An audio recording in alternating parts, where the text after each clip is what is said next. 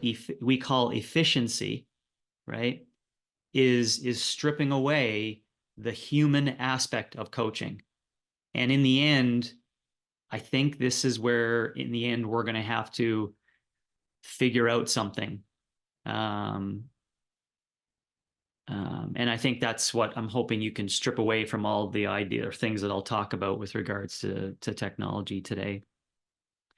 One idea I had as I was writing some notes was that I came to an understanding that in the large context of human history, coaching is a technology. If you think about technology in its broadest sense, coaching itself is an unbelievable, very positive thing for human development. Now, depending upon beliefs, it actually doesn't really matter with regards to the beginning of life or the beginning of Homo sapien. It's just, we just have to recognize that tied into that idea that quote unquote coaching is a phenomenal human technology that has come about over the past 50 years. We just have to remember that it has only come about over the past 50 years. That's why I preempted with saying, depending upon what your beliefs are, it didn't happen, 500 years ago. It's been a really long, and the reason why I always preempt with that is, of course, to remind everyone that we still have only penis and vagina. We still only have, 9 months of pregnancy for a female to reproduce another human. So these things, those things there, plus I could give you a bunch of other ones. That's the same brain for that entire time. Now, the constitution of the brain and the ability of the brain is obviously different. This is arguable, not for today for us to argue, but this is arguable in terms of the constitution of that. But it leaves us with us as coaches saying, okay, I have that same brain as arguably 250,000 years ago. And I do have either the penis or the vagina as just an exemplary concept of like the same things that are in place for all that time. And here I am as a human with this modern form of technology, and I am a part of that technology. So with my initial writings on coaching and technology, I had this idea that in order for one to see it that way, you really just have to stretch your brain really far and long in order to think back really far away, to think presently, and then to think to the future, because then you'll be able to come up with ideas as to what it's going to look like. So I just start with that as an idea to think about, well, what do you mean when one says this broadest concept of technology?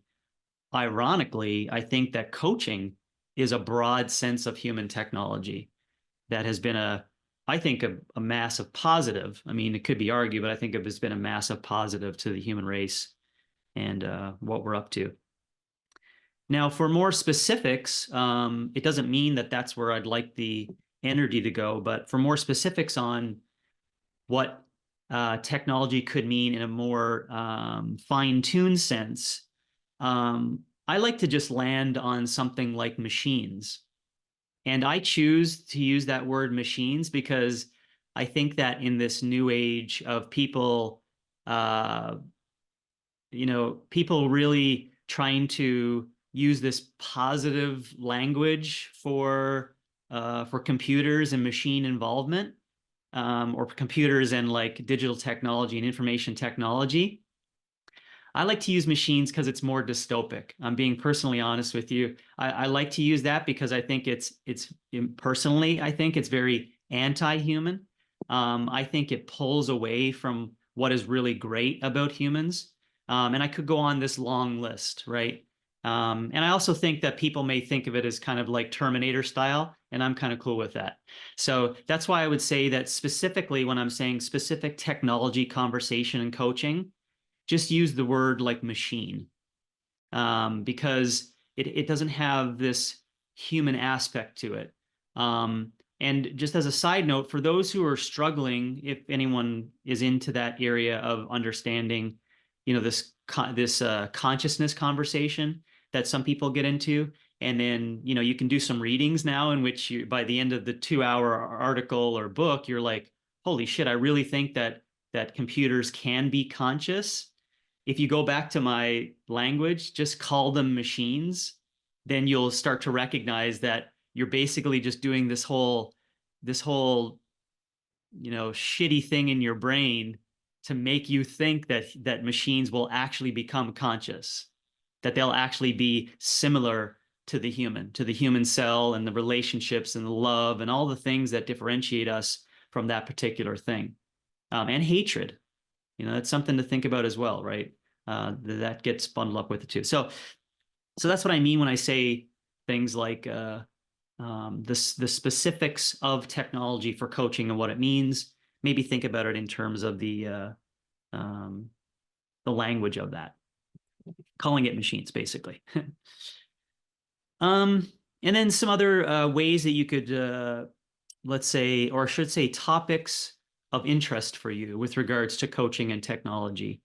You know, I think you may have to balance what are the positives and are the negatives that come with these specific technologies with regards to coaching. And I'll give you one that we kind of don't even pause to think, right? It is, I giggle because of all the pain I went through of using calipers for so many years. I pray that someone, you know, feels my pain when I'm about to say this for InBody. So InBody is a modern technology that gives us a true reflection of things.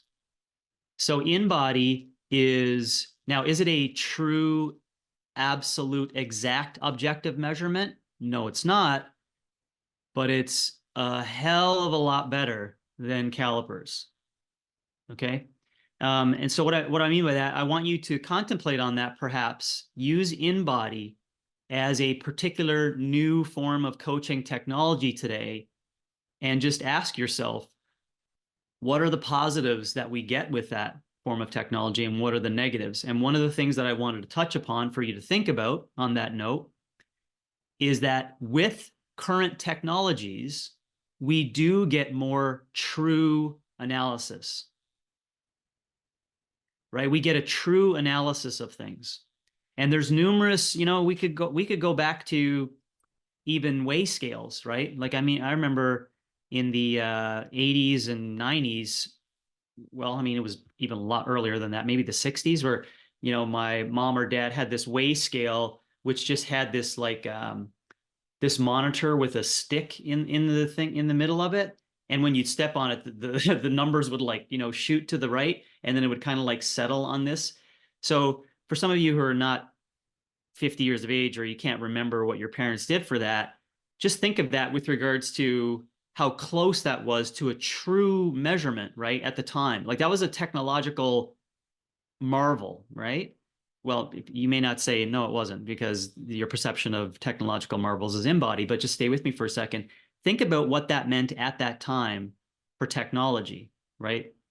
My whole point on that is that just to contemplate the current pieces of technology that you do have and the positives of it for what it gets at, for the truth, right? Because arguably, I would argue this, that the current crops of technology that we have in this interplay between coach and client is getting more and more clients and coaches to the truth. Now, as you can imagine, ... the sentence doesn't end there.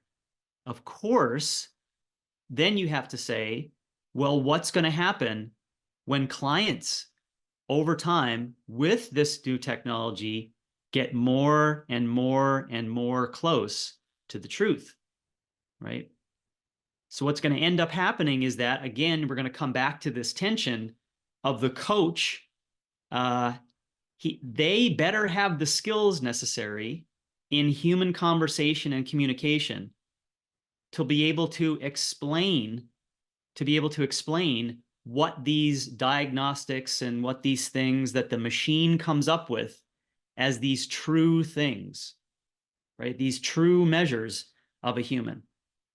And if you're not catching me what I'm talking about there, yes, there will come a time where, and I just use this very short, so don't get caught on it, but they'll put their thumb on the phone and all the diagnostics will be unfolded.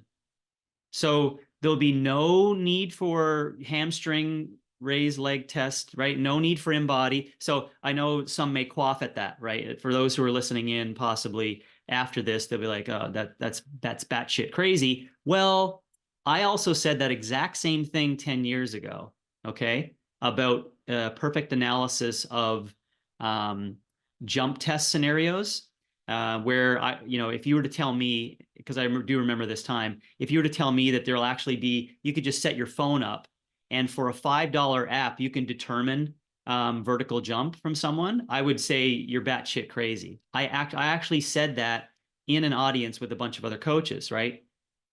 Because there was this $10,000 piece of equipment that you could only do for that true technology in the university. Yet this gentleman had proved with a $5 app and the gold standard testing that was the same. So you see what I'm saying?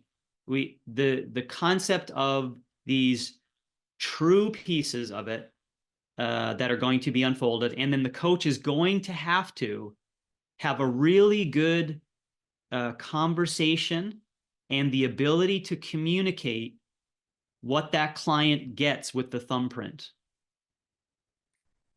And of course, I'll revert back now to what I said at the beginning as the big tension at play here between coaching and technology. Dennis, Josh, and Inaki, you each will have to prove your value. This is what it's going to come down to. You're going to have to prove your value of your human capabilities.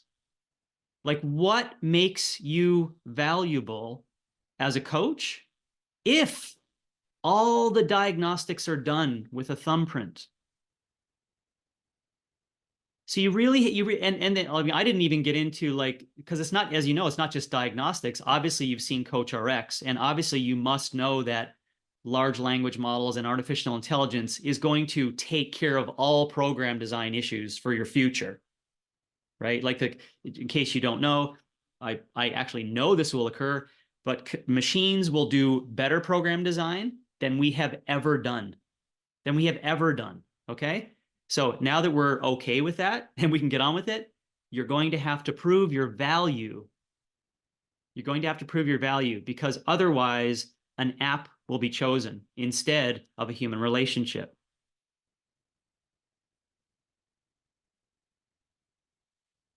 Where I like to spend most of my time, if you were on the call, earlier, Carl asked what I'm up to in the morning times.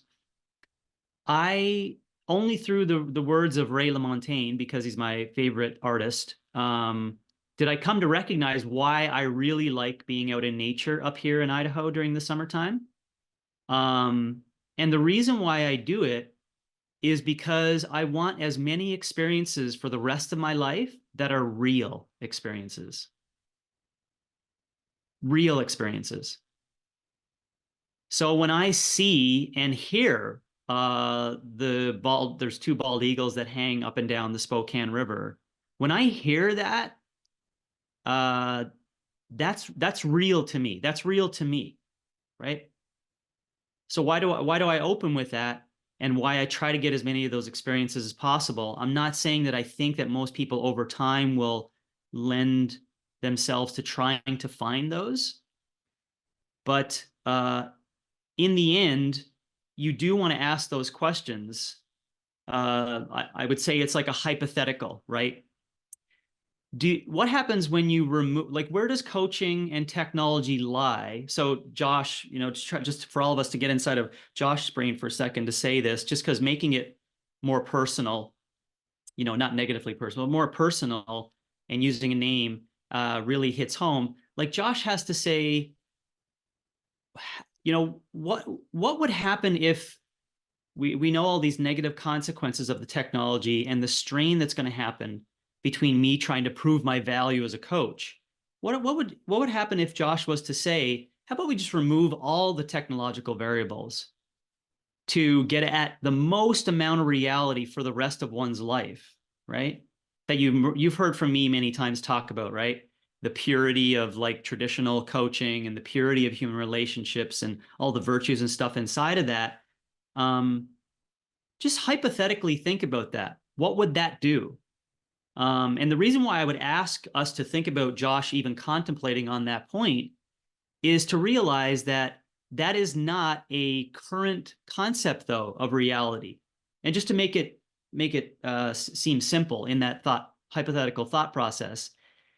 So just say Josh woke up one day and was to say, you know what? Yeah, I see all the demise in all of this quote unquote technological revolution, and I want to go back in time. Right? I want to go back to analog. I want to go back to those real consequences of relationships, right? Where, and to make more humor out of it, Josh gets out of bed and he's actually got to walk a long distance to the center of the town and like stand up on a soapbox and like scream out, "This is my place of worship," which is the gym. Come on down and I'll tell you the good news, right? Like that's the humorous version of the hypothetical, right? Now, the reason why I would ask us to, number one, get inside of Josh's heads for that to make it personal, but number two is for us to say, what are the consequences of that, right? What are the consequences of being, quote unquote, the extreme version of puritanical or traditional, right? And I'm only going to leave it at that, to just say, maybe contemplate that. Contemplate the upsides and the downsides, right? I can give you a very quick downside example. I'll give you the example of, I just went on a nature photograph hike and educational session with this guy. His name is Tim Christie.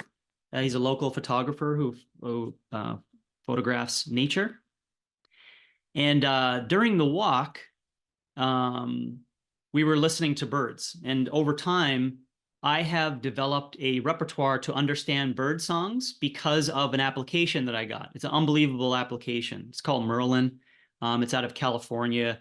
Unbelievable sensitivity to determining bird sounds. This is what happens when you get older and you're off on your own for a time. You start listening to birds. It really is a thing. Sorry, I don't want to get sidewinded. But as we was walking, Tim is like late 70s. Okay. And, all of us as a group are walking and we hear these birds, right? I pull up my phone, and because we're in the Pacific Northwest, I didn't recognize this actual bird that I got a repertoire of ones in AZ that I could get you right away. But it was a grosbeak. And the song of it, I was thinking it was like a waxwing, which there's two different versions of here of the Pacific Northwest, but as a grosbeak. And Tim said, I wish with all my time being spent out in the wild, because this guy has been outside shooting nature for 50 years, right? Just think about that. Back to my point, I was quickly be able to tell him, "Oh, Tim, that's a grosbeak." And he's like, "Oh man, I wish I knew with all this time, I knew I could listen to the call and know what that bird is."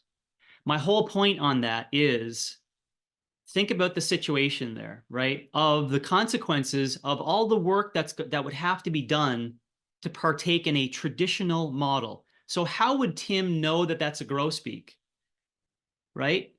And you would say, "Oh, easy, he just spends so much time outside and he sees and he takes photos of it and he'll just know it over time." No. So this is my point. When you take that hypothetical situation of getting inside Josh's head and saying, "Screw the system, I'm going back in time," you will miss out severely on current traditional pieces that are in place, which make the lived experience more fruitious, more positive, more opening. Now, the argument to that could be that, well, there's just way too much information. I would also contend that that's a strong argument. But I just wanted to point out that if we were to say, oh, let's just rip it all down and go back to Puritanism with regards to coaching, I think you're going to miss out on a significant amount of life experiences, specifically with regards to just life in general and technology. And I'll allow you to determine whether that would apply for coaching and technology. Another thing to think about with regards to technology and coaching is what I would call the past, present, and future of coaching and technology. I have done a lot of speaking with regards to this particular one, so I won't be lengthy. I'll be kind of short because I'm still quite adamant on my opinions and my thoughts as to what that did look like, it does look like, and it will look like. And it's fairly simple. But I just think that I wanted to bring it up as a consequence of our conversation today for coaching and technology. We used to be in a analog format, like just think of it as 1990, 2020, and 2050. Okay.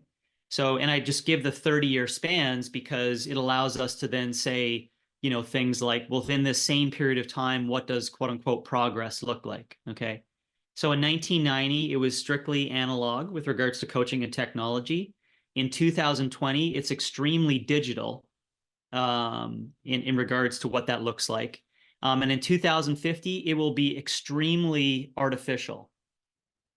So the language that you want to place upon it, and this you could, I know I may get some nodding heads here because it's our audience. We've been discussing this for a long period of time, but if you were to placate us out into an audience of like the current, fitness regime concept today, you may not get the same nodding heads with regards to that. Okay, just so you could recognize it.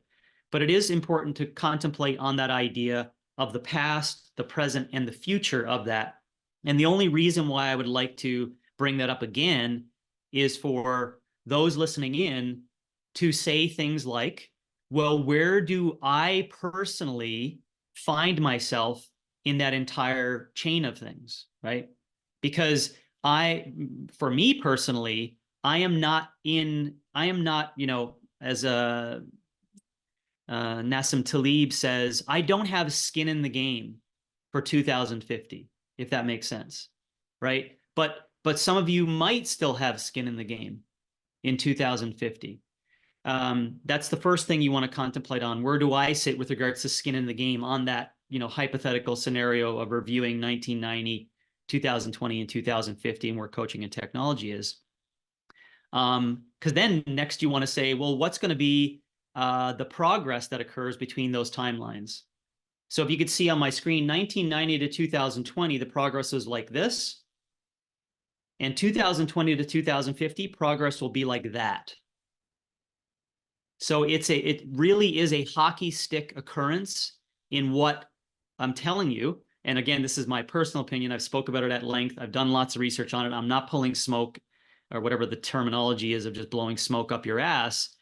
But there will, coaching will turn into the same area that radiology is turned into.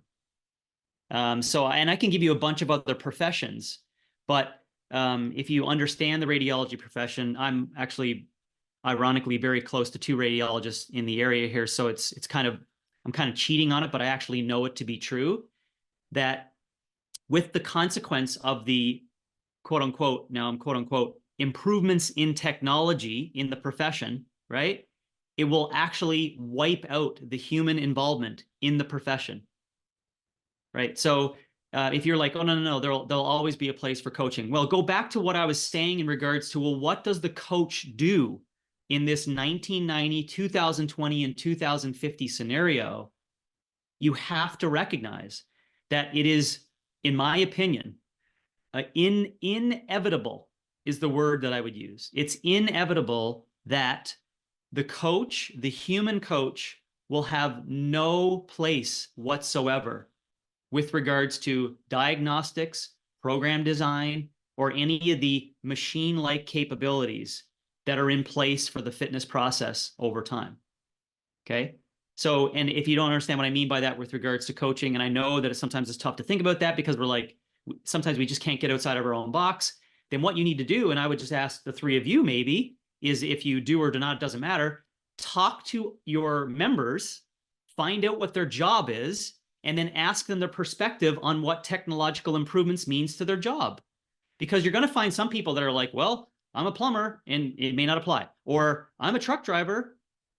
Interesting conversation, right? Or I'm in fast food. Interesting conversation. Or I'm in retail. The list goes on, right? And because it's just these modern times where time just ticks by and we forget about that person, right? No one wants to talk about that person that lost their job due to automation and computer technology and all these things, right? Because it doesn't affect us, right? It doesn't affect us. It doesn't affect us right now. So that's why I give you the opportunity just to think about the uncomfortable future of the coaching profession with technology, when, in my opinion, in 2100, the year 2100, there'll be books written on, in my opinion, this 1970 to 2020 timeline of this, what I would call a social experiment on fitness and digitized fitness and like information technology and this whole thing. And as weird as it sounds, people will write about the centerpiece inside of that whether we like it or not, will be like a Greg Glassman-esque, a name that will come out that people are, oh, what happened during that time? And he will be, or that name and that concept, intense fitness, online, internet, it just, big like that. Hey guys, I just want to take a second to say thank you so much for watching the video, and to make sure that you don't miss videos like this in the future, go ahead and click subscribe. And I also want to make you aware that we offer a ton of free resources for coaches like you. So to access those resources, head over to CoachRx.app, go ahead and click that free resources tab and explore all of the resources that our coaches have created for you. And to take it a step further and to start implementing those resources into your own coaching practice, get started with a free 14-day trial in CoachRx. Thanks a lot, guys. We appreciate it. So think about that hypothetical. Don't be afraid to think about the hypothetical of the past, what that was, just to conclude on that: past, present, future, coaching and technology, and then how to deal with the consequences of that.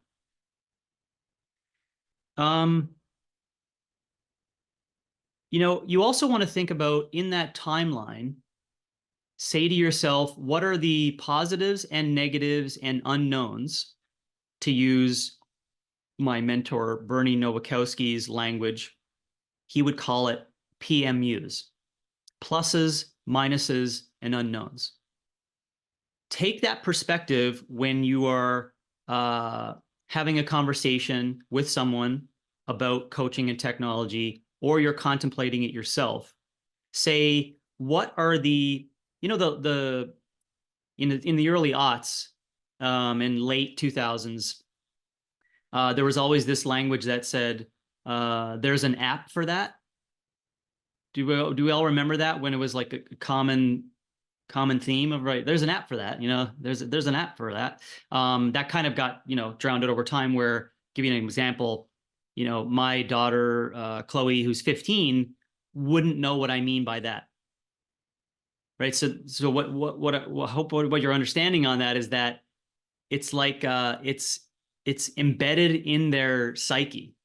There's no such thing. There's no novelty to, quote unquote, oh, there's an app for that. But there is an app for that.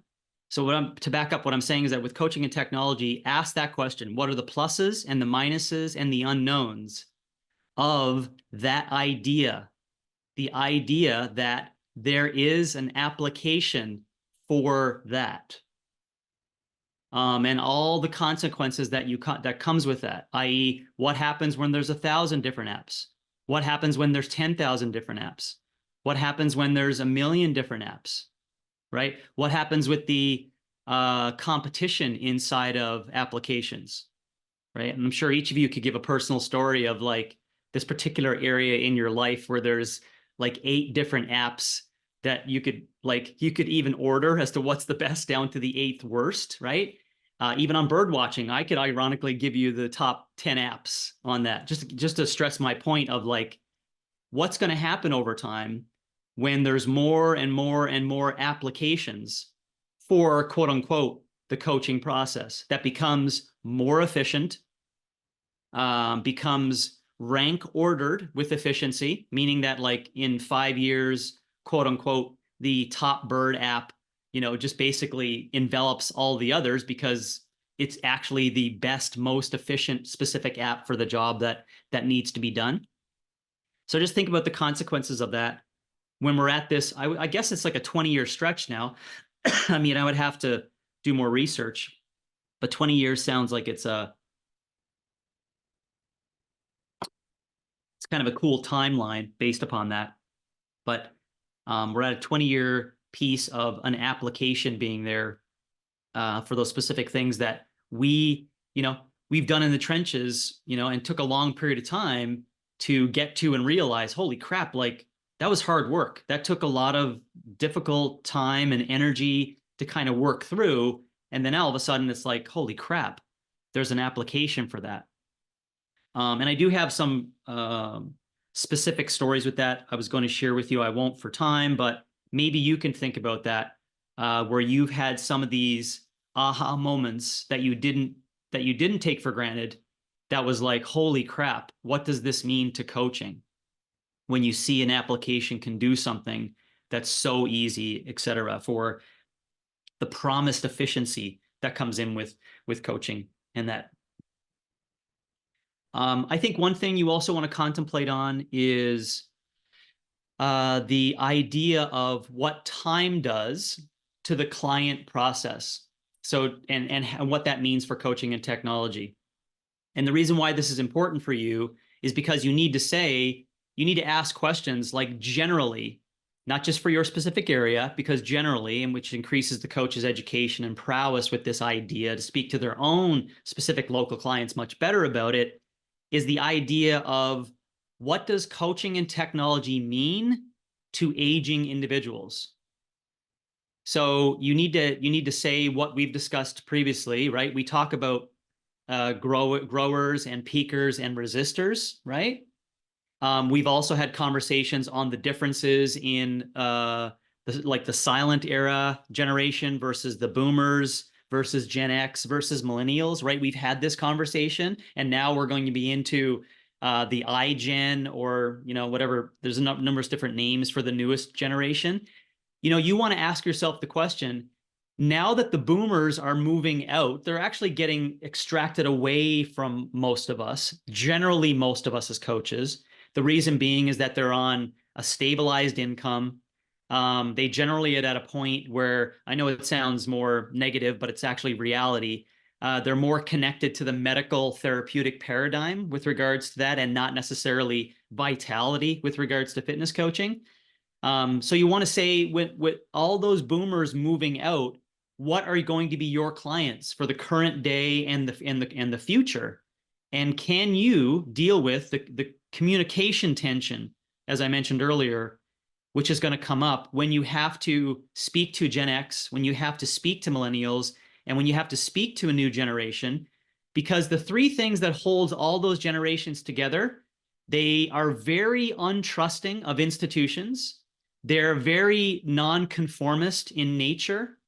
And they necessarily, the last two specifically, are very, very keen on understanding the efficiencies inside of the digital world.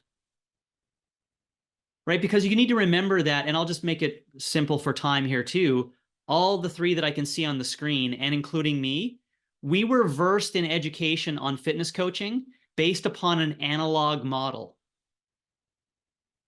Right? You may not remember this, but I'll just let you know it was, right? All the teachings that we went through, and the way that we learned, if the simple questions were, well, how did you come to know that, James? Or any of you answering that question, it would all be based upon the answer being time actually in the trenches doing shit.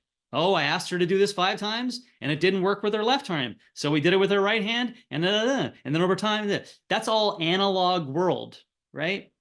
So you need to remember that and this is the hypothetical here that I'm asking, when it comes down to this tension between quote unquote progress and coach value in the future, you're going to have to recognize who you're speaking to, who your audience is, the majority of your audience. And you need to recognize those, I call them generalized generational characteristics that are inside of that new crop of individuals. And if you know that going in, I think it'll be a much better outcome with regards to where this technology versus coaching lies, in how you propose, for example, a 20-year-old, for example, how you're going to propose, the quote unquote, the vitality concept to the 20-year-old. From my personal experience being out of the trenches and talking to these individuals, it's actually quite simple. But I'm just saying that it's just something you're going to have to contemplate with regards to the, your current economic setup, right? $300 for a monthly membership, set you free after a couple of years, et cetera. I know that may be different across the board, but just think about that to a 20-year-old, right? So then you got to say, well, I'm not concerned to the 20-year-old. Well, I'm saying you should be concerned about the 20-year-old, because there has to be that push from the OPEX gym locally, whether they become a client or not. There has to be that push of education that bleeds out to them that says, well, this is what the future is going to look like with regards to coaching and technology. And so if you have like time, I would say spend time on your couch or chair thinking about that. Like the generalized, to summarize there, what I was talking about is the generalized consequences of dealing with coaching and technology with different generations. If just to go on that one, this is a side tangent. If I was a coach and I just heard that, what I would do, it doesn't mean that this is how you learn, but what I would do, I would go to a piece of paper and put down 3 different areas of generations and write down all the characteristics that I believe to be true in those 3 different generations, and then come back and look at it and go, now, how is that applying to my conversation with coaching and technology to these 3 generations? And then you can, and if you, again, you're like, well, that's not how I work, I'm not sure I'm going to learn that way, then I suggest you have long conversations with a 70-year-old, a 50-year-old, a 30-year-old, and a 20-year-old.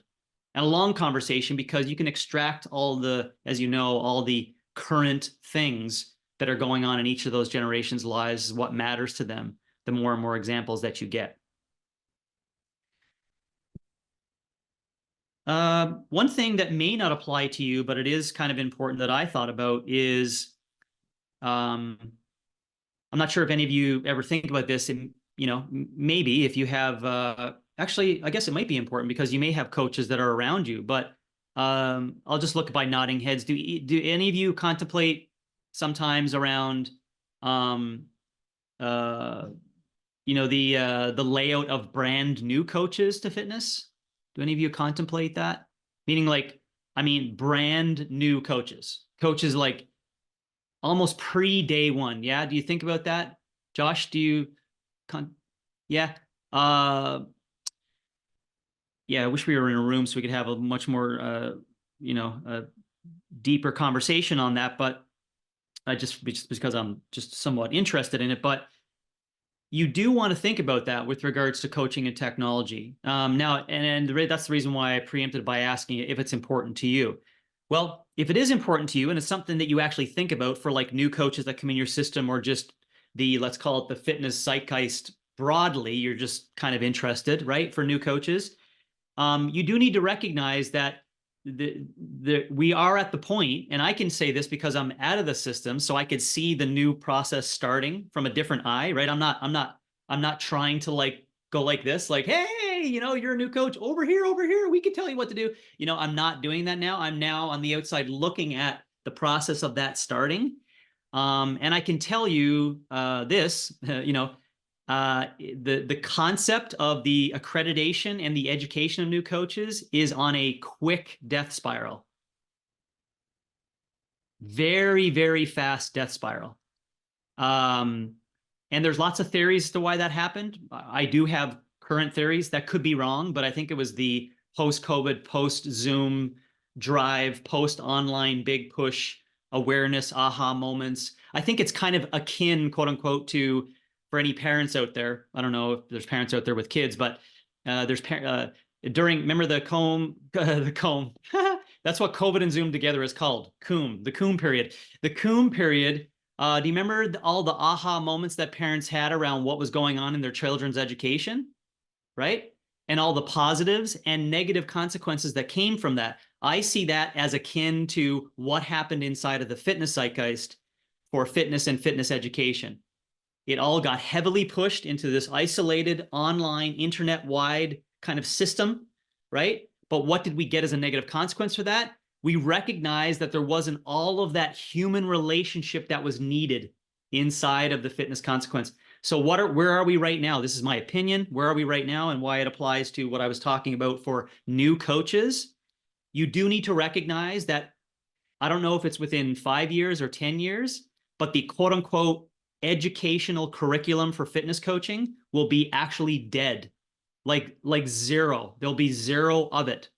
And it'll be dispersed out to like a million different versions of each person's quote unquote perspective as to what fitness coaching education will be. Now, I can tell you this, that I really do think that this is happening because, as I said, I have a different bird's eye view of it now. I'm not like doing the, hey, over here. I'm actually having conversations with individuals indirectly. Like on Thursday, I'm speaking with this gentleman. His name is Dallas. He's in the area. He's going to school at Boise State for kinesiology. He's here for the summer and he's doing kinesiology, you know, the natural tracks, right? He's like, oh, this is what I want to do.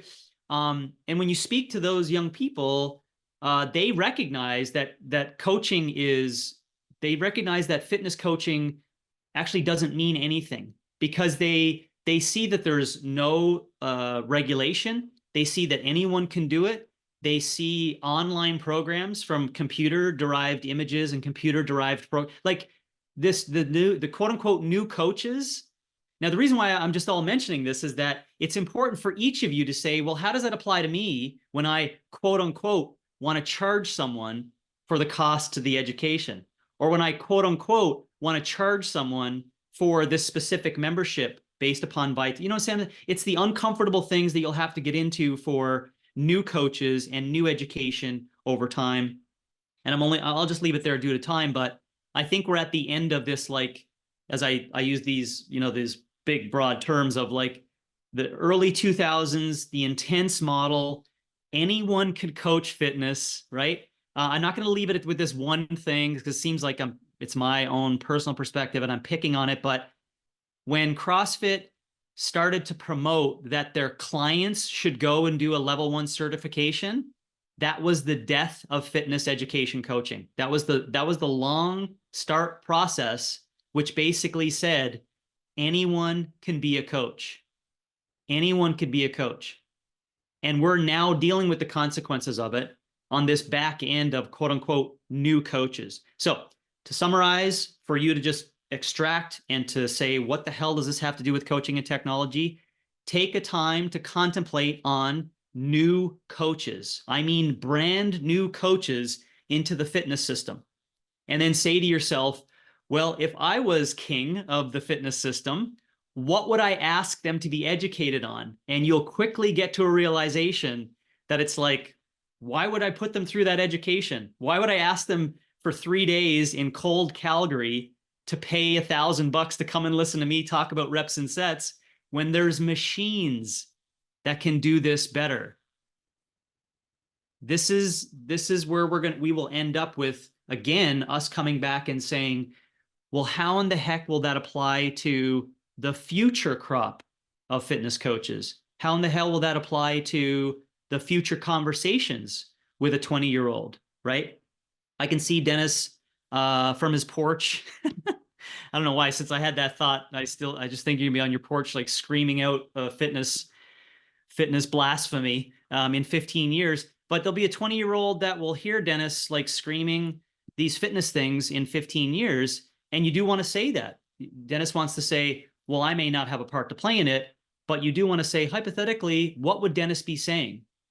Right? What would he be saying? Would he be saying things like, oh, you need to come in and let me teach you about time under tension and adding it all up in order to put together the correct time under tension for a 6-week plan? Do you really think a 20-year-old who's a new coach is going to be interested in going through that? Right? These are the questions you got to ask when you contemplate on the brand new coaches. And then I'll leave with this, something for you to think about as well. what will happen when clients do recognize over time that machines can do your job better?